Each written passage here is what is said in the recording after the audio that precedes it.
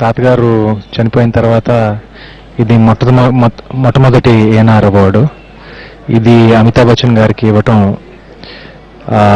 ఇది మాటల్లో కరెక్ట్గా చెప్పుకోలేము. ఎందుకంటే పర్సనల్గా అంటే నాకు అంటే మా తాతగారి మూలంగా ఎంత యాక్టర్ అవ్వాలనుకున్నానో అది అమితాబ్ బచ్చన్ గారి మూలంగానే, అది ఆయన మూలంగానే, అది ఆయన సినిమాలు చూస్తూ చిన్నప్పుడు తాతగారు ఒకవైపు, అమితాబ్ బచ్చన్ గారు ఒకవైపు.